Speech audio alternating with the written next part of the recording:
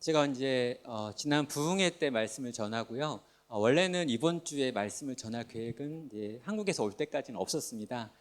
근데 이제 말씀을 전하면서 제 마음 가운데 이렇게 제가 부흥회 때 말씀을 전했는데 그걸 이어받아서 또 신목사님께도 주일을 설교하셔야 될 텐데 얼마나 힘들까 이런 생각도 좀 들고요. 저랑 같이 놀러 가기로 했는데 놀러 가가지고 온통 못 놀겠구나라는 생각도 들어가지고 그럼 이왕 하는 김에 한 번 더 하겠다라고 제가 말씀을 드려서 억지로 이 기회를 얻었습니다. 저는 지금 이제 석 달 정도 이제 안식월을 교회에서 받아가지고요. 2달째 열심히 여행을 다니고 있는 중입니다.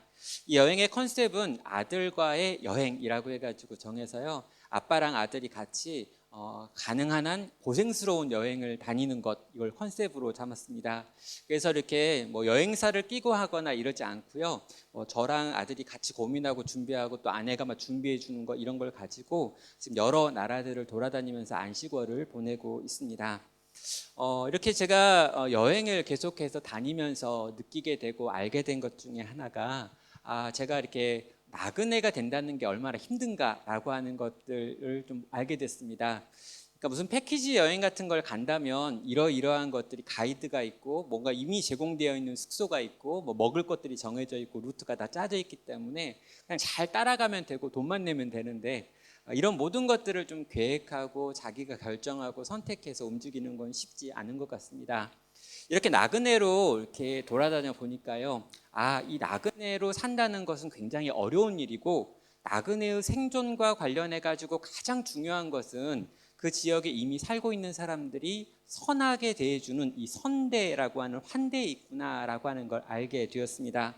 성경 곳곳에서 이런 표현들이 있죠. 나그네 대하기를 잘하라라고 이야기하고요. 그리고 가난한 자와 고아와 과부들 그리고 나그네들을 대하는 태도가 곧 나에 대한 것이다 라고 하는 말들이 나왔습니다. 저는 이전에는 몰랐는데요. 막상 이렇게 돌아다니다 보니까 그게 정말 중요한 거구나. 누군가가 환대해 줄 때, 누군가가 도와줄 때, 누군가와 함께 할 때 이 여행이 가능한 거구나라고 하는 것들을 배웠던 것 같습니다. 뉴질랜드에 와서 정말 이 하나님 교회와 함께하는 이 시간에 많은 것들을 누리고 배웠고요. 또 많은 걸 경험하면서 많은 사랑 때문에 또 힘을 냈던 시간이었고요. 그런 시간들에 대한 감사를 담아서 제가 이 부흥회의 마지막 말씀으로 이 장사하기 어려울 때라도라고 하는 주님의 재림을 준비하고 있는 성도가 마땅히 붙들어야 될 진리가 어떤 것인지를 같이 한번 나누어 보려고 합니다. 지금 제자들이 예수님께 질문을 했습니다. 예수님 떠나신다면서요. 예수님 고난을 당하시고 십자가에 달려 죽으시고 부활하신 다음에 우리를 잠깐 동안 떠나 계신다면서요. 그러면 당신이 없는 그 기간, 당신이 돌아오기까지를 기다려야 되는 그 기간을 나는 어떻게, 또 우리는 어떻게 살아야 되는 겁니까? 라고 질문을 했습니다. 그리고 그 질문에 대한 대답이 마태복음 24장과 25장에 나와 있는 이 소묵시록이라고 불려지는 부분인데요. 특별히 25장을 보면은 세 개의 비유가 나오는데 이 세 개의 비유가 종말이라고 하는 예수님의 다시 오심을 기다리는 성도가 살아야 되는 삶의 태도, 성도는 이렇게 살아야 돼라고 하는 걸 담고 있습니다. 여기 비유 첫 번째는요, 이제 그 열 처녀의 비유라고 하는 비유가 나옵니다. 주님이 이제 신랑을 기다리고 있는 그들이 기름을 준비하라라고 하는 내용이 나오는데 그건 깨어 있으라라고 하는 거죠. 정신을 차려야 돼. 종말의 때는 깨어 있어야 돼. 정신을 차리고 있어야 돼. 잠들면 안 돼라고 하는 이야기가 첫 번째 비유였습니다. 세 번째 비유는요, 양과 염소의 비유라고 하는 게 나오죠. 심판날에 주님께서 한쪽에는 양을 한쪽에는 염소로 나눌 것이다. 그런데 그 기준은 뭐냐면 너희 가운데 있는 약한 자들, 너희 가운데 있는 힘든 자들을 너희가 어떻게 대했는지를 가지고 내가 양과 염소로 세상을 나눌 거야 라고 하는 내용이 있습니다. 연약한 이웃들에 대하여 도우며 이 땅을 살아야 돼라고 하는 게 이 종말의 때 우리에게 주어진 명령인 거죠. 자, 첫 번째 명령은요, 깨어 있으라라고 하는 내용이었고요. 마지막 명령은 끝까지 연약한 이웃을 돕는 자가 되어야 돼라고 하는 내용이었습니다. 그렇다면 이 첫 번째 비유와 두 번째 비유 사이에 있는 이 달란트 비유라고 우리가 익히 알고 있는 이 비유는 과연 우리에게 무엇을 권하고 있을까요? 이 두 비유 사이에 있는 달란트 비유는요, 바로 예수님께서 우리에게 깨어 있는 것, 그리고 연약한 자들, 약한 자들을 돌보는 것, 이걸 어떤 방식으로 해야 되는가에 대한 내용들을 담고 있습니다. 자, 예수님께서 하신 두 번째 비유입니다. 14절은 말합니다. 또 어떤 사람이 타국에 갈 때 그 종들을 불러 자기 소유를 맡김과 같으니 각각 그 재능대로 한 사람에게는 금 5달란트를, 한 사람에게는 2달란트를, 한 사람에게는 1달란트를 주고 떠났더니 5달란트 받은 자는 바로 가서 그곳으로 장사하여 또 5달란트를 남기고 2달란트를 받은 자도 그같이 하여 또 2달란트를 남겼으되 1달란트 받은 자는 가서 땅을 파고 그 주인의 돈을 감추어 두었더니 라고 말합니다. 자, 주인은 먼저 그 종들이 가지고 있는 재능에 따라서 그가 가지고 있는 달란트를 나누어 줍니다. 그리고 주인이 떠난 다음에 이 종들을 향해서 장사를 하라라고 이야기를 하죠. 종들은요, 이 명령을 받은 다음에 그 돈을 가지고 장사를 했고 갑절의 이익을 남겼습니다. 달란트 비유와 유사한 이 문화의 비유라고 하는 게 누가복음 19장에 있는데요. 이 19장에 있는 문화의 비유를 보면 주인이 종들에게 명확하게 바로 장사하라라고 명령하고 있습니다. 자, 달란트를 받았던 두 종이요, 바로 가가지고 장사를 했던 이유도 이 주인의 명령 때문인 것 같습니다. 반면 1달란트를 받았던 이 종은요, 그 달란트를 땅을 파고 감추어 두었습니다. 자, 우리는요, 이 달란트 비유에 대해서 꽤나 익숙합니다. 교회를 좀 다니신 분들은 이 본문을 가지고 여러 번 설교를 듣기도 하고요. 책에도 이것들을 다루는 내용들은 많이 있기 때문이죠. 자, 일반적으로요, 이 달란트라고 하는 것을 재능이라고 하는 것으로 바꿔가지고 설명을 합니다. 그래서 이 탤런트의 어원이 달란트였다라고 설명을 하지요. 그런 다음에 하나님께서 우리에게 각각 재능을 주셨다. 그리고 그 많은 재능을 우리에게 주신 하나님께서 우리에게 원하시는 것이 있는데 그 재능을 적극적으로 사용해 가지고 2배, 갑절에 또 더 많은 열매를 맺어야 된다라고 설명을 하는 겁니다. 그러면서 너희에게 하나님께서 달란트를 주셨는데 그 달란트를 땅에 묻어놓는 건 악한 것이다 라고 말하는 거죠. 더 열심히 살아야 되는데, 최선을 다해야 되는데, 너희가 받은 그 재능을 활용해 가지고 더 많은 열매를 맺어야 되는데 왜 그걸 안 하고 있느냐라고 말하며 더 열심을 내서 이 땅을 살라고, 더 열심을 내서 봉사하자고, 더 열심을 내서 전도하자라고 이 설교의 결론을 맺는 경우들이 많이 있는 거죠. 저는요, 이 설명이나 이 해석이 크게 잘못되었다라고 말하려는 건 아닙니다. 그러나 여러분, 이 비유는요, 혼자 따로 있는 비유가 아닙니다. 첫 번째 비유가 있고 마지막 세 번째 비유가 있고 그 비유들 사이에 있는 또 다른 비유라는 거죠. 그리고 이 비유를 시작할 때는요, 다 이런 표현이 붙어 있습니다. 또 하나님 나라는 이와 같다 어떤 사람이라고 하는 표현이 있다는 거죠. 여러분, 세번역 성경에는요, 이걸 가지고 정확하게 넣어놨는데 우리가 가지고 있는 개역 개정 성경에는 이 부분이 지금 빠져 있습니다. 대신 또라고 하는 말이 붙어 있죠. 또 하나님 나라는 이와 같다 어떤 사람이, 그리고 첫 번째, 두 번째, 세 번째 비유가 나왔던 겁니다. 너희가 가지고 있는 재능을 열심히 활용해야 한다라고 설명하기에는 이 비유는 훨씬 더 크고 강력한 메시지를 담고 있다라는 거죠. 하나님 나라는, 그리고 그 나라를 사는 성도는 이러해야 한다라고 말씀하신다는 겁니다.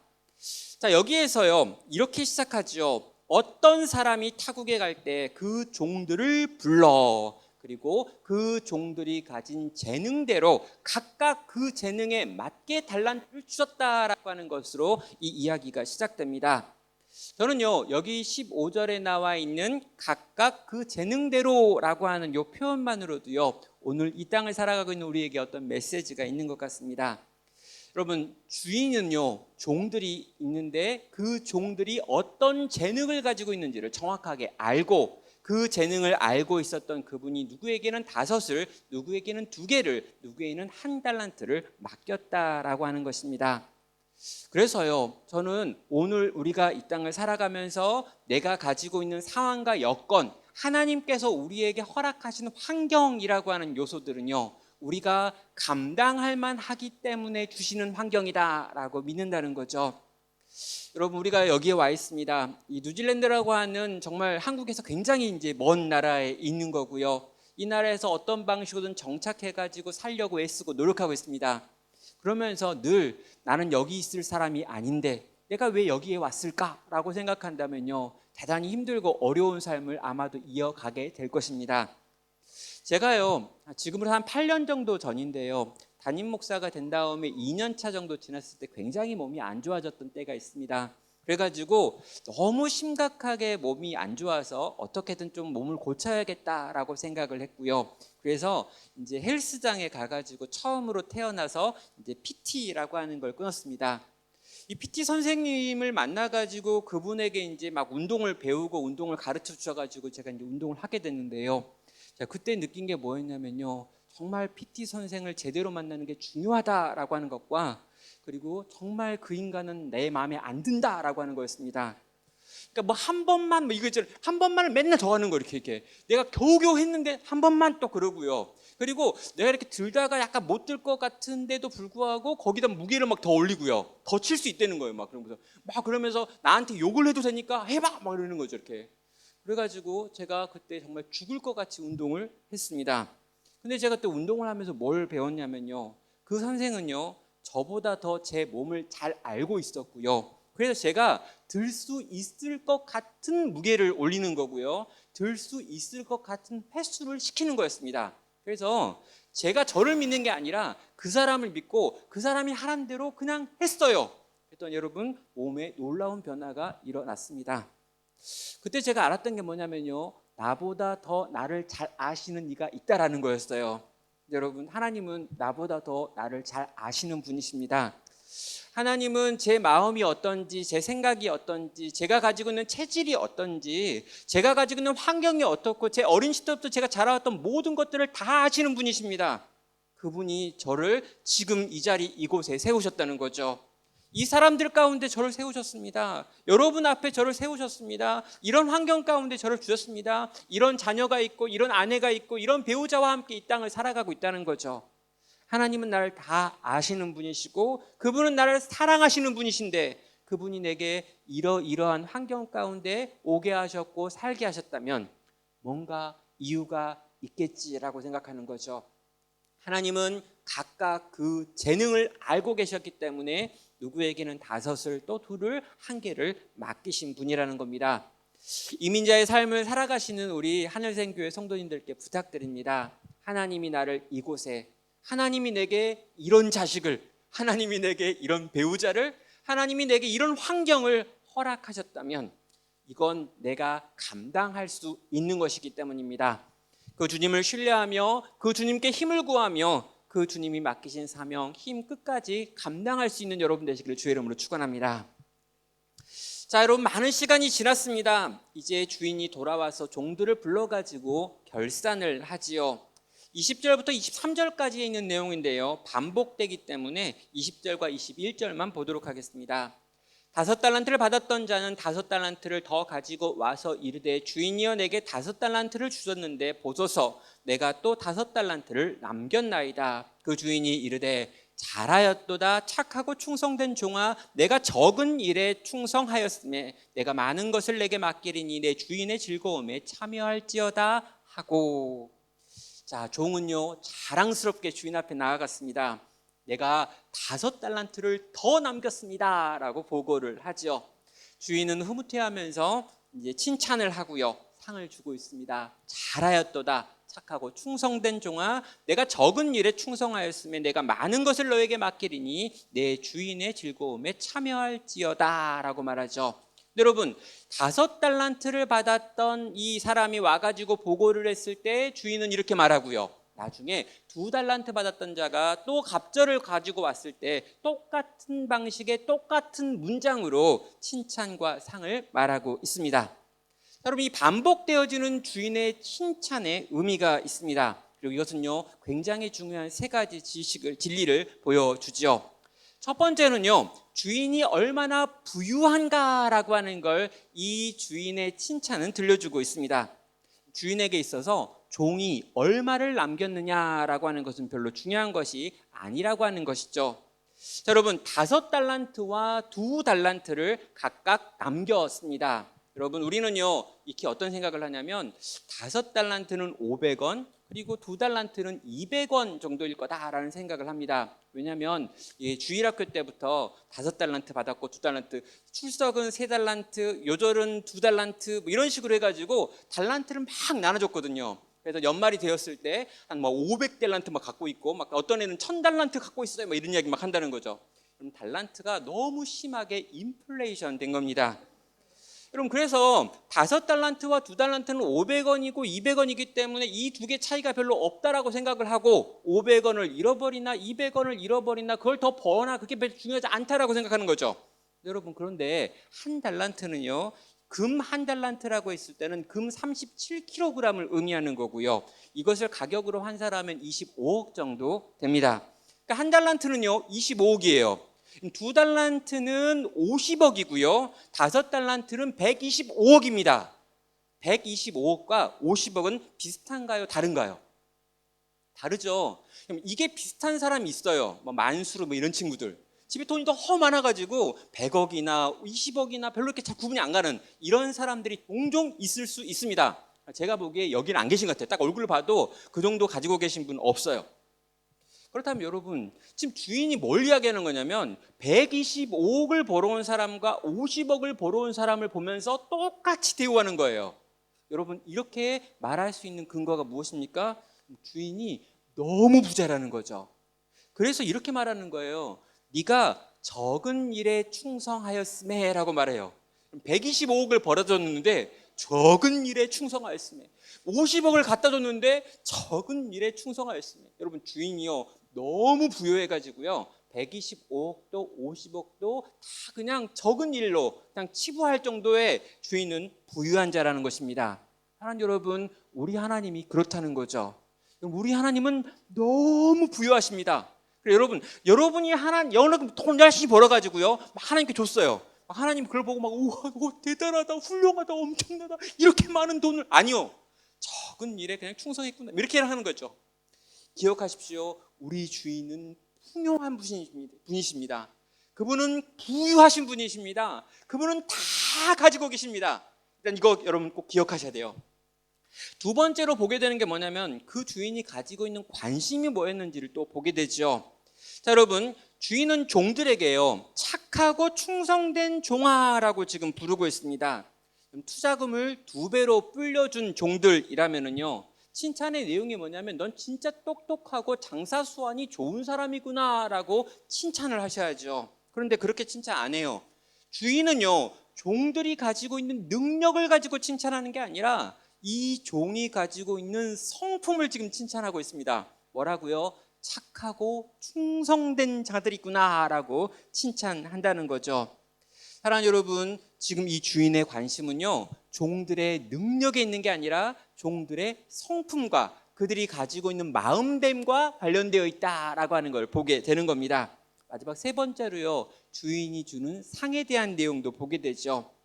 자, 여러분, 여기는요 주인이 뭐라고 말하냐면 적은 일에 충성한 자들에게 많은 것을 맡기겠다라고 말하고 있습니다.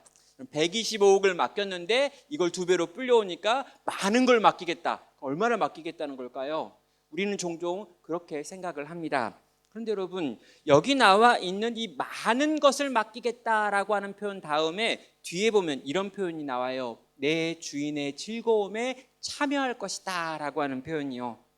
이 내 주인의 즐거움에 참여한다라고 하는 게 핵심입니다. 이건 뭐냐면 주인의 상에 참여해서 함께 밥을 먹을 거라는 거죠. 뭐냐면 너는 이전에는 종이었는데 이제 내가 너의 그 충성됨을 보니까, 너의 그 착함을 보니까 더 이상 종으로 둘 수 없어. 너를 나는 이제 친구라고 부를 거야. 너를 가족으로 삼을 거야. 너와 함께 밥상에서 함께 밥 먹는 관계가 될 거야 라고 말씀하신다는 거예요. 이게 주인의 상의 내용이었습니다.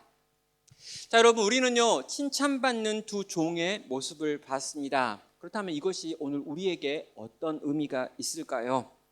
자, 우리는요 이 주인께서 우리에게 이 땅과 이 땅의 어떤 재능을 주시고 힘을 주시고 능력을 주시면서 이 땅에서 많은 눈에 보이는 열매와 결실들을 만들어내라 라고 명령하셨다고 생각을 합니다.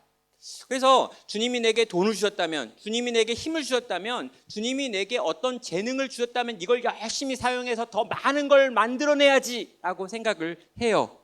정말 그런 걸까요?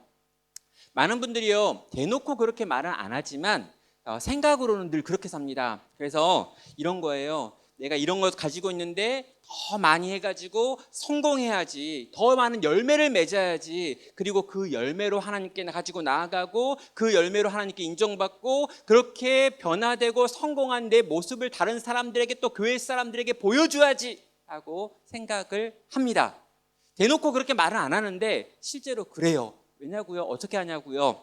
예, 내가 어떤 교회에서 사업을 했습니다. 근데 내가 사업이 망했어요. 그럼 교회를 옮깁니다. 왜요? 창피하니까.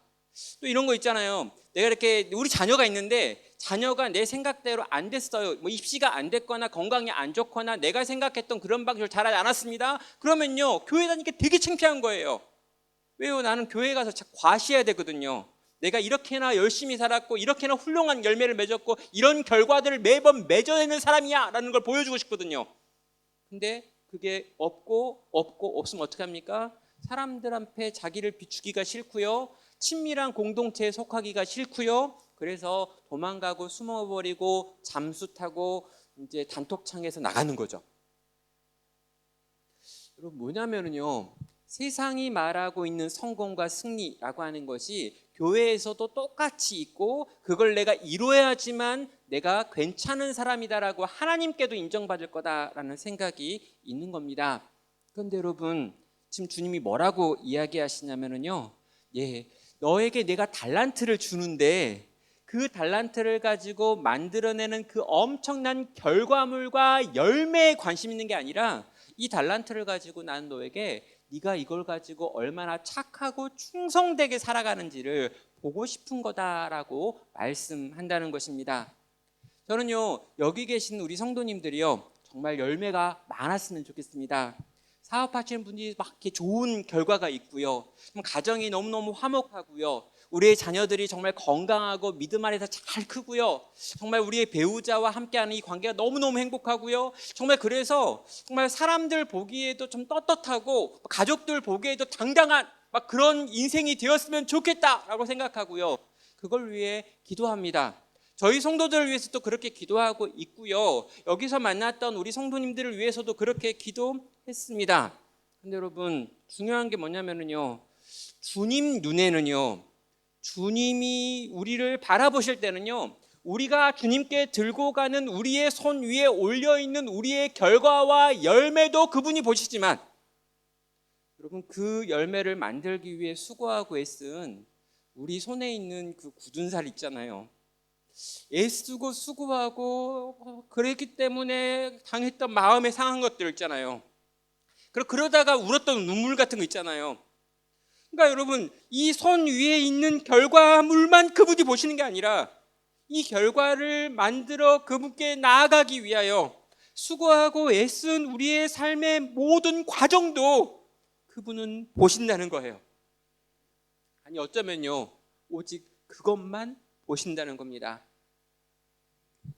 A.J. 크로닌이라고 하는 분이요, 천국의 열쇠라고 하는 책을 썼습니다. 거기에는 치샴 신부라고 하는 신부님이 주인공인데요, 이분은 중국에 가서 선교를 합니다. 근데 선교가 열심히 하고 애쓰고 수고했는데도 불구하고 거의 열매가 없어요. 그리고 은퇴할 때가 돼가지고 몇 명의 성도만 남기고 이제 고향으로 돌아가야 합니다. 그럼 돌아가려고 하는 그 신부님이요, 그 중국 땅에 남겨져 있는 마지막 몇 명의 성도들을 바라보고 마지막에 하는 기도가 있어요. 하나님, 제발 제 열매가 아니라 제 평생의 지향을 보시고 저의 생을 판단하시옵소서라고 기도합니다.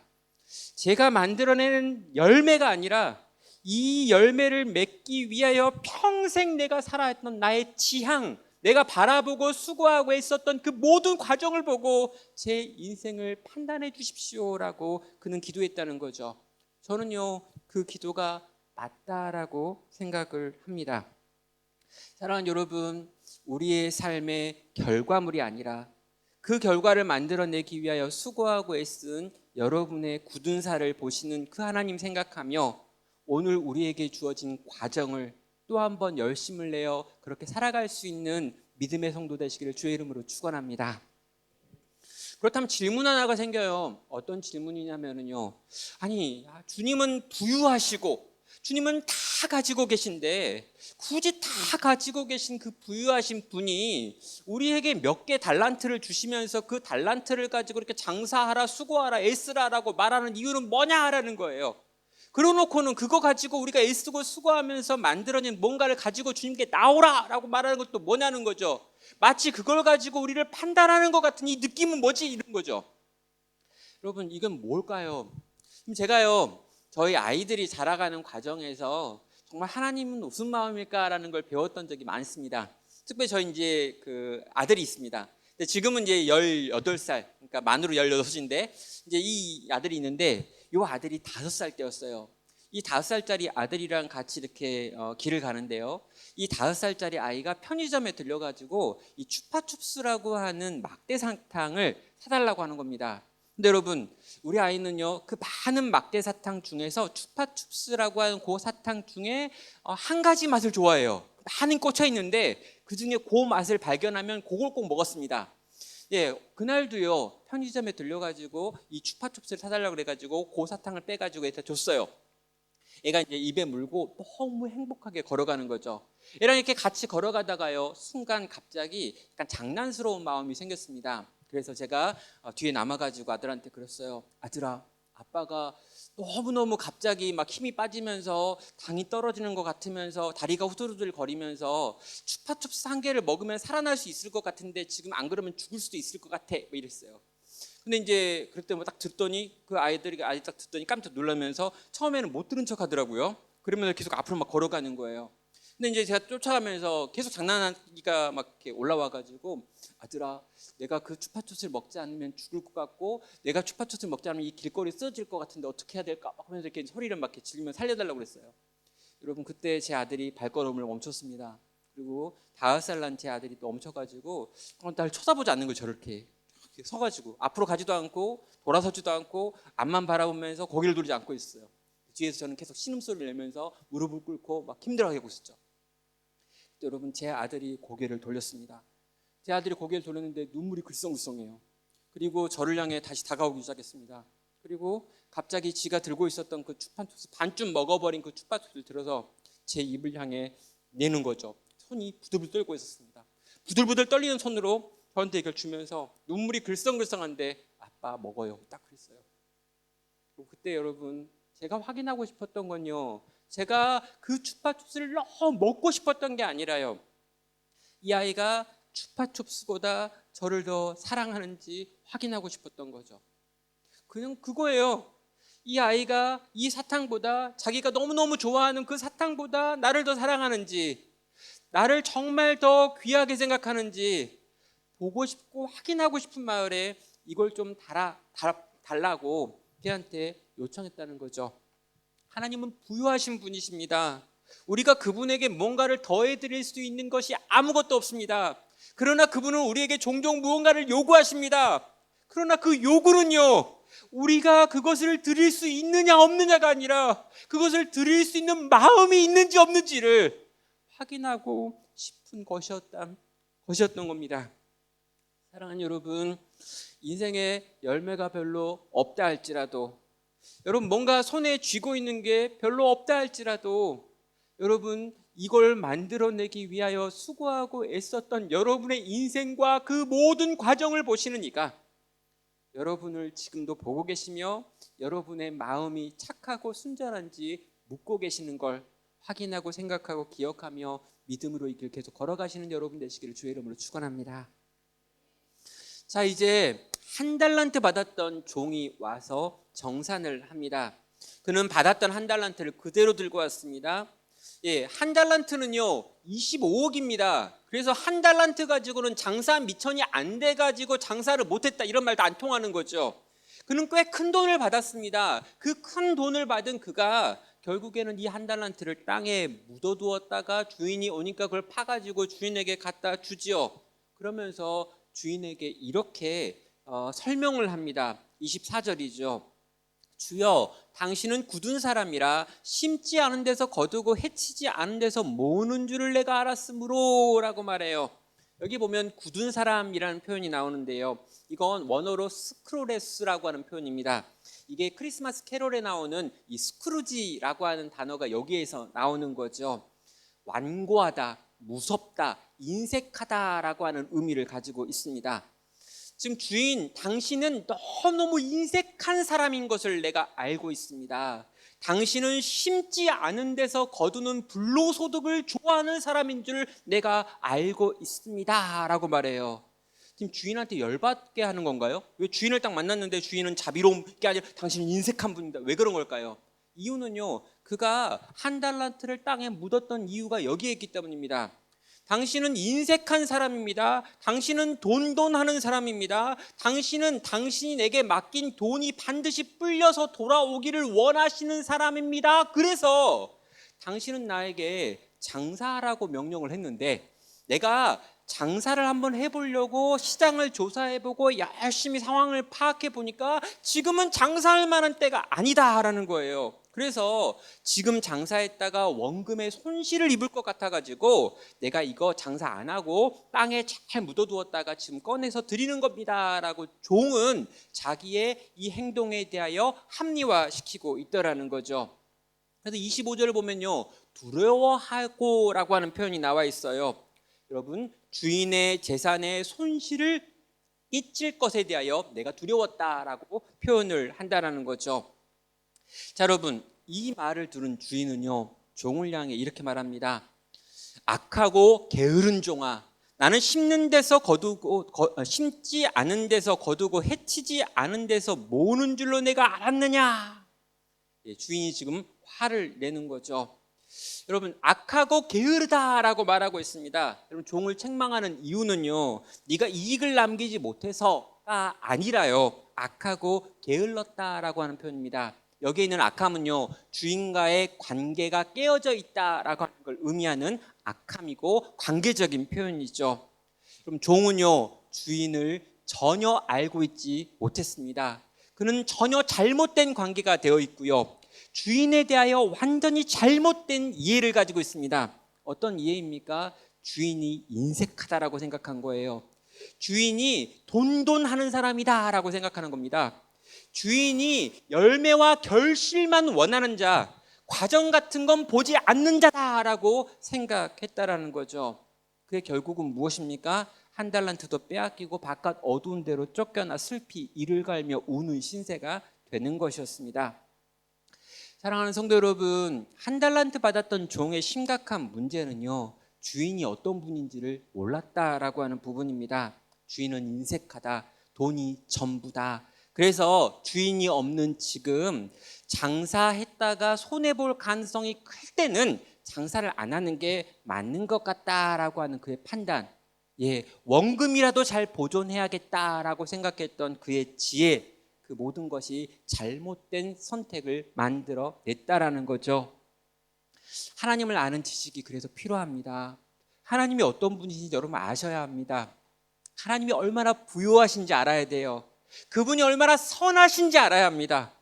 그분의 전지전능하심과 그분이 가지고 있는 그 모든 강력하심을 우리 알아야 돼요. 하나님을 믿는다고 하면서 너무 걱정이 많죠. 하나님을 믿는다라고 말하면서 모든 인생의 계획을 다 내가 세워야 한다고 생각하는 거죠. 하나님이 뭘 좀 모르는 것 같아가지고 하나님께 뭘 많이 설명해 드려야 될 거 생각합니다. 우리는요, 하나님을 안다고 하지만 실제 하나님을 너무나 몰라요. 그래서 잘못 믿고 잘못 신앙생활을 한다라는 거죠.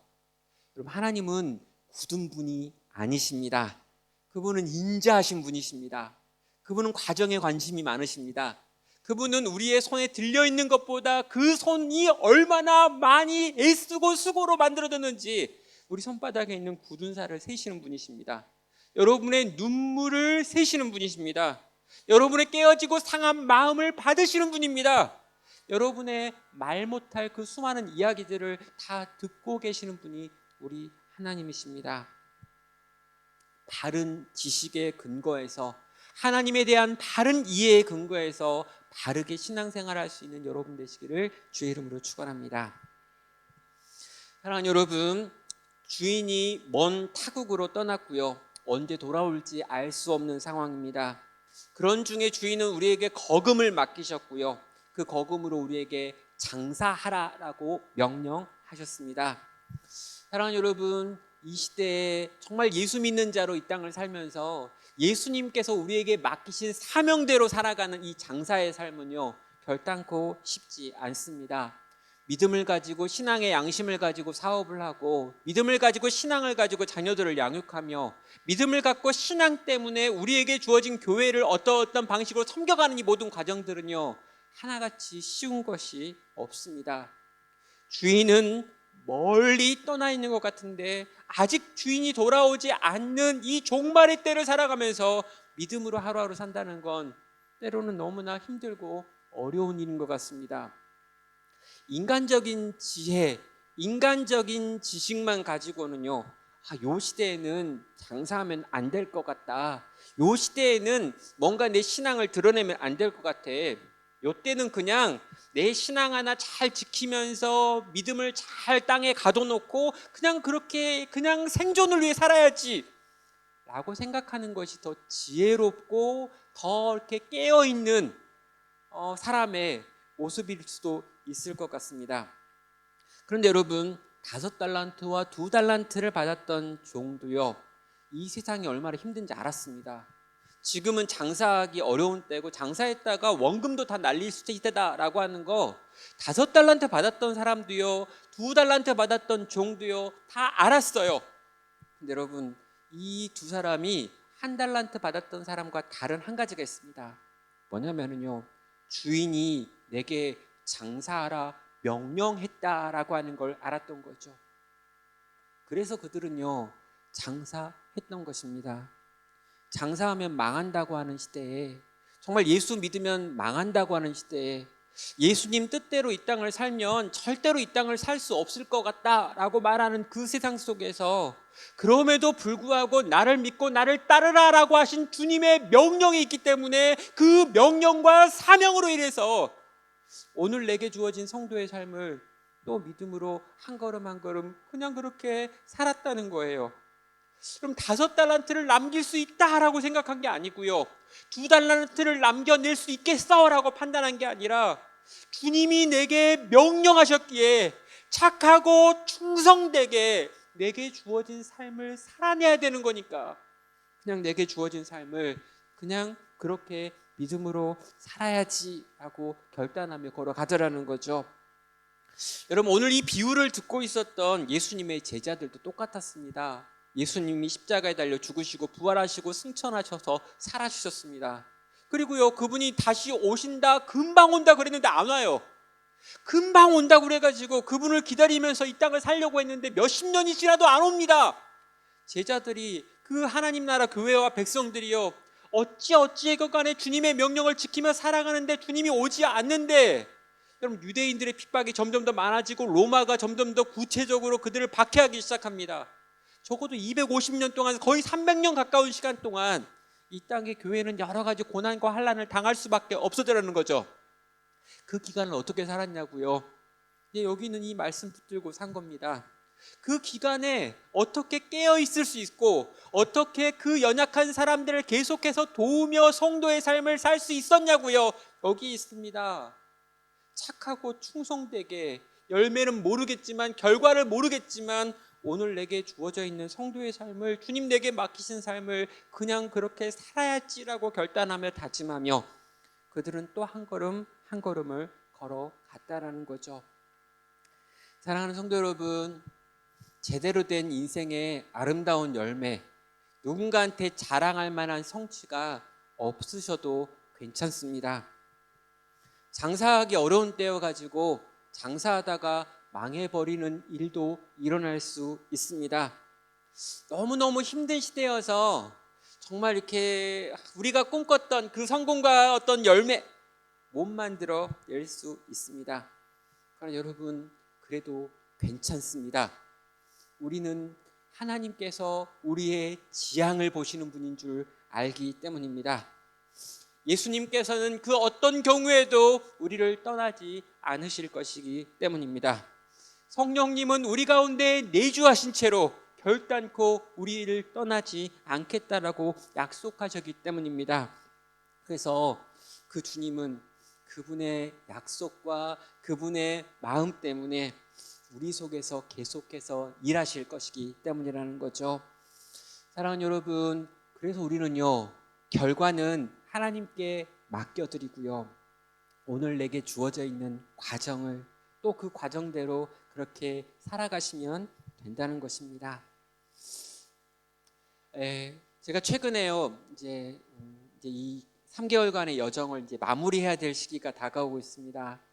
이 3개월간의 여행을 시작하게 된 이유는 저희 집에서 이제 집 밖에 나오지 않는 제 아들 때문이었죠. 3년 가까이 집 밖에 나오지 않는 제 아들을 보면서 어떻게든 이 아이를 데리고 나와야지라고 생각해가지고 교회 부탁을 말해서 안식료를 얻어서 이 아이를 데리고 지금 막 세상을 돌아다니고 있습니다. 근데 이제 이 3개월의 시간이 이제 마무리되어지고 이 뉴질랜드의 여행이 이제 이 여행의 마지막 시간이에요. 근데 이 여행이 거의 끝나갈 때가 되니까요, 마음이 힘듭니다. 그리고 정말 돌아갔어서 다시 또 방에 들어가면 어떡하지? 집에 다시 돌아갔는데 다시 또 안 나온다고 하면 어떡할까? 라고 하는 두려움이 요 며칠 동안 계속 이렇게 밀려옵니다. 정말 2달 동안 정말 애를 많이 썼습니다. 돈도 많이 썼습니다. 고생도 많이 한 것 같습니다. 애도 많이 쓴 것 같고 했는데 다시 처음으로 돌아가 버리면, 다시 이전처럼 돌아가 버리면 어떡하지라고 하는 두려움이 밀려옵니다. 이 말씀을 다시 여러분과 전하려고 다시 이 말씀을 묵상하고 준비하는 가운데 하나님께서 제게 주신 확신이 있었습니다. 결과는 모르지만 최선을 다했다면, 애썼다면, 수고했다면, 고생했다면 이 모든 과정을 내가 다 보았기에 괜찮다고. 가능하면 여기서 이 어려움이 끝났으면 좋겠지만 이 어려움의 문제가 완벽하게 해결되지 않는다 할지라도 오늘 너에게 주어져 있는, 그리고 이제 한 주간 남아있는 이 여정의 마지막 시간까지 너는 네가 할 수 있는 최선으로 그렇게 채워가라고 하늘샘 교회 귀한 성도 여러분께 부탁드립니다. 오늘 여러분의 인생에 주어져 있는 최선으로 여러분에게 주어져 있는 과정을 착하고 충성되게 살아주십시오. 결과는 모르지만 그분은 선하시고 그분은 능력이 있으시고 그분은 나보다 더 날 잘 아시는 분이시기에 결국에 그 결과마저도 그분이 선으로 바꿀 것을 믿으며 오늘 우리에게 주어져 있는 믿음의 시험, 우리에게 맡기신 사명 또 그렇게 이어가시는 귀하고 복된 하늘샘 교회 모든 성도 되시기를 주님의 이름으로 축원합니다. 함께 같이 찬양할까요? 이곳에 생명샘 솟아나 눈물 골짝 지나갈 때 머자나 열매 맺히고 웃음소리 넘쳐나리라. 그날에 하늘이 열리고 모든 이가 보게 되리라. 마침내 꽃들이 피고 영광의 우리 주님 오시리라. 이 시간 이 찬양의 가사로 하나님께 나아갈 텐데요, 이 찬양은 일본에 있는 그리스도인들이 만들었다고 해요. 정말 복음이 들어가지만 계속해서 복음의 씨앗이 뿌려지지만 열매 맺지 못하는, 복음화율이 0.2%밖에 되지 않은 그 일본 땅에 있는 그리스도인들이 그 땅에도 하나님께서 은혜 부어주실 날을 소망하면서 기도하면서 만든 찬양입니다. 우리의 삶 가운데, 우리 교회 가운데, 우리의 간절한 기도의 제목 가운데 주님 이런 날 만들어 달라는 소망을 품고 지금 함께 같이 찬양하겠습니다.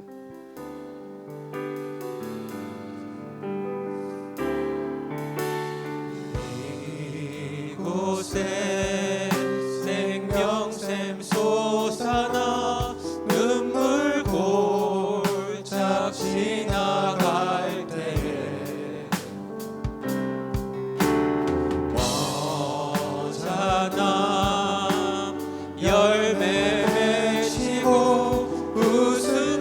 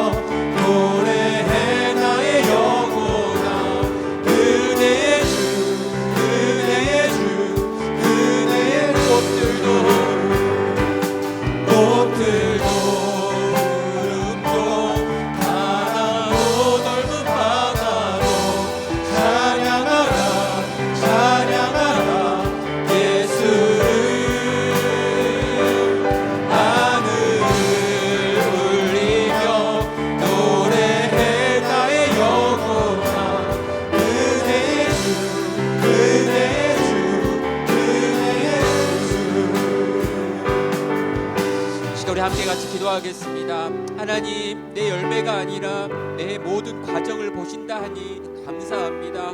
주님께서 그런 분이신 줄 내가 아오니 주님, 착하고 충성되게 내게 주어져 있는 것들 감당하는 삶을 살겠습니다. 성도답게 계속해서 살겠습니다. 믿음으로 살겠습니다. 주님 이 길 끝까지 걸어갈 수 있도록 주님 도와주세요. 함께 해주세요. 은혜 주세요. 시간같이 기도하겠습니다.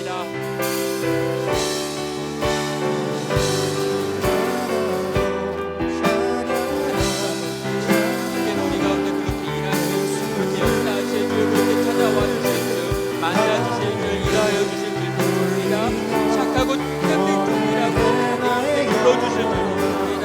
하나님의 은혜가 내게 있게 하시고 하나님 아버지 가정 가운데 그렇게 찾아와 주시고 주님 믿고 신뢰하며 믿음으로 걸어가며 끝까지 소망으로 인내하며 인생 걸어갈 수 있는 내가 되고 우리가 되고 바람도 넓은 바다로 찬양하라 찬양하라 예수를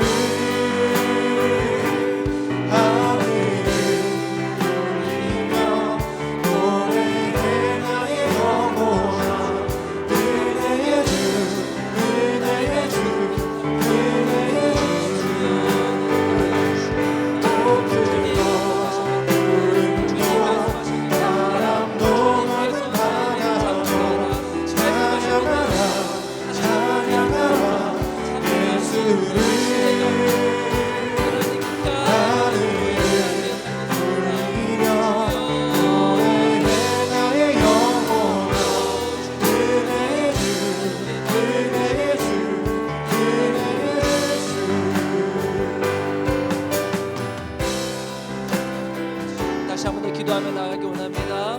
하나님, 우리 지체들의 삶 가운데 하나님 여러 가지 힘들고 어려운 일 때문에 하나님 기도했지만 하나님 오랫동안 이 문제 가지고 간절히 하나님 앞에 기도했지만 여전히 해결되지 않는 문제 가지고 눈물로 고통 가운데 있는 자들에게 하나님 이 은혜 주시고 하나님 어떠한 열매나 어떠한 결과가 하나님 내 눈앞에 보이지 않는다 할지라도 하나님 말씀하셨기 때문에 하나님 여전히 깨어있게 하시고 여전히 나누고 섬기는 삶을 살아갈 수 있도록 주여 우리가 그 말씀에 순종하며 살게 하여 주시옵소서. 끝까지 믿음 포기하지 않고 이 좁은 길 주님 가신 그 길을 걸어가는 우리 모든 성도들이 되게 해달라고 다시 한 번 더 말씀을 생각하며 기도하며 나가겠습니다. 주여